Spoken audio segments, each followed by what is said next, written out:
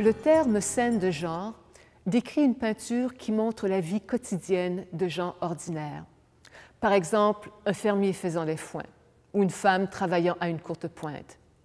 Les scènes de genre sont des moments simples et non de vastes paysages ou des rappels visuels d'événements importants. Mais les moments représentés dans les meilleurs des tableaux peuvent être aussi puissants, aussi instructifs et aussi captivants que le sujet le plus grandiose. Par exemple, ce tableau, intitulé originalement « La rencontre des commissaires d'une école de village à l'époque de la colonisation, Canada, l'enseignante essaie de les convaincre ». Tout un titre, mais il résume bien la scène. Une école à classe unique dans une région rurale, probablement dans une région de colonisation. Quelques commissaires d'école, des hommes plus âgés, sans doute agriculteurs et artisans dans la région, et une jeune enseignante qui expose son point de vue. La scène est entièrement peinte dans une palette limitée de gris et de brun, et c'est la lumière entourant l'enseignante à l'avant-plan qui nous attire d'abord. Remarquez comment elle entre à flot depuis la fenêtre derrière celle-ci et se reflète sur le mur du fond. Elle crée même un halo lumineux autour de la tête de la jeune femme.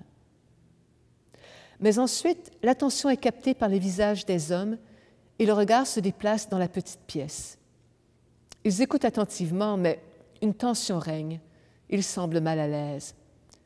Ils réagissent probablement à la posture déterminée de la jeune enseignante. Souvenez-vous du titre original, « Elle essaie de les convaincre ».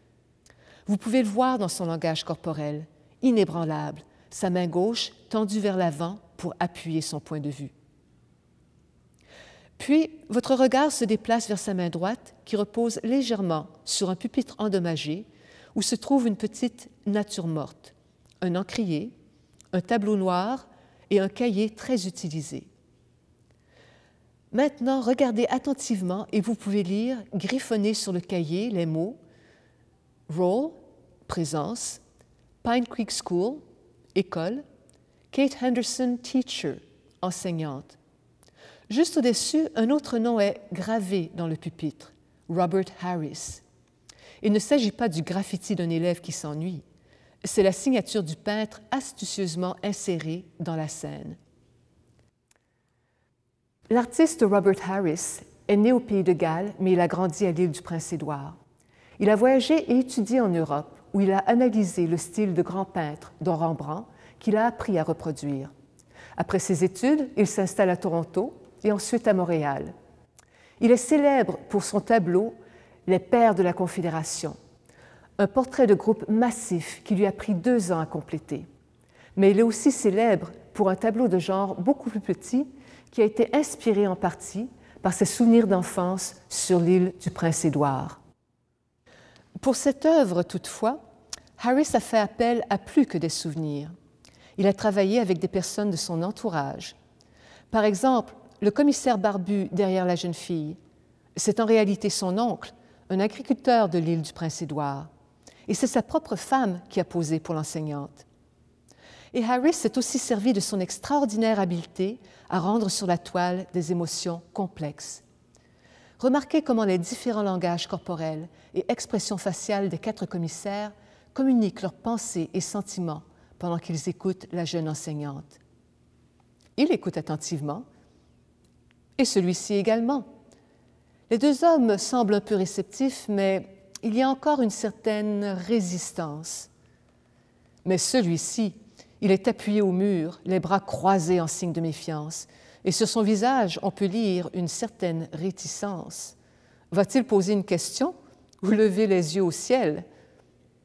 Et en ce qui concerne le dernier commissaire, il semble sur la défensive, presque furieux, sa main droite comme un poing fermé. Comparez cela avec la main ouverte de l'enseignante qui tente doucement d'obtenir une entente ou de convaincre ces hommes qui sont en fait ses employeurs, ses patrons. C'est de l'histoire à petite échelle, une vraie scène de genre. Nous ne savons pas ce dont elle est en train de discuter avec eux. Est-ce à propos d'une toute nouvelle méthode d'enseignement ou d'un problème disciplinaire ou financier? Nous ne connaissons pas les résultats. Arrivera-t-elle à les convaincre ou non? Mais ce que nous savons, c'est que Robert Harris réussit à vous faire pénétrer dans la scène grâce à l'ombre et la lumière, des détails expressifs et sa connaissance profonde des émotions humaines. Son tableau transcende le moment et son enseignante vient à représenter toutes ces jeunes femmes qui ont formé, dans des écoles à salle unique, des générations de jeunes Canadiens. Ce tableau a été reproduit sur un timbre canadien en 1980 en l'honneur de celle-ci.